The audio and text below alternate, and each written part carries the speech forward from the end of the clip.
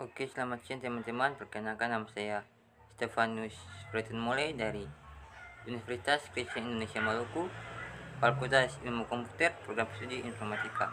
Di sini saya akan menjelaskan materi tentang daya guna atau kebergunaan. Poin-poin yaitu: 1. Pengertian daya guna, 2. Fungsi, dan 3. Jenis. Daya guna. Daya guna, nilai guna atau utilitas dalam bidang ekonomi adalah nilai kepuasan atau manfaat yang diterima seorang konsumen dari suatu barang atau jasa yang ia konsumsi. Jika tingkat kepuasan semakin tinggi, maka semakin tinggi pula daya guna barang atau jasa tersebut. Daya guna dapat dibagi menjadi dua macam, yaitu daya guna total dan daya guna marginal. Daya guna total merupakan jumlah daya guna yang didapatkan konsumen dalam mengkonsumsi suatu barang atau jasa. Sedangkan daya guna marginal merupakan daya guna tambahan yang didapatkan konsumen akibat penambahan konsumsi suatu barang atau jasa. Fungsi. Dalam analisis ekonomi, daya guna sering digunakan untuk menggambarkan urutan frekuensi sekelompok barang.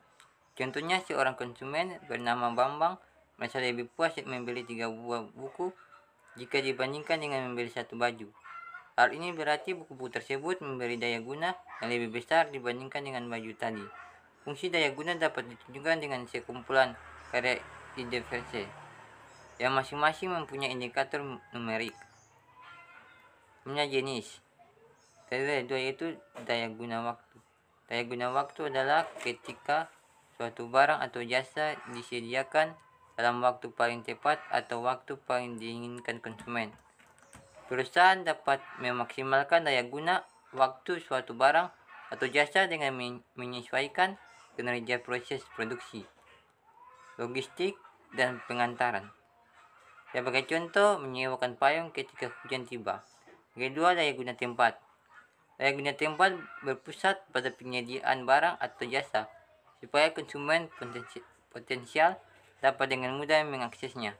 Sebagai contoh, pasir di sungai akan memiliki daya guna ketika dikirimkan ke kota untuk keperluan pembangunan. Daya guna bentuk. Daya guna bentuk merujuk pada seberapa bagus barang atau jasa berhasil memuaskan konsumen. Misalnya, sebuah perusahaan melakukan riset fitur-fitur apa saja yang diinginkan pembeli, sehingga kemudian perusahaan menambahkan fitur-fitur tersebut ke produknya. Kemudian, daya guna kepemilikan.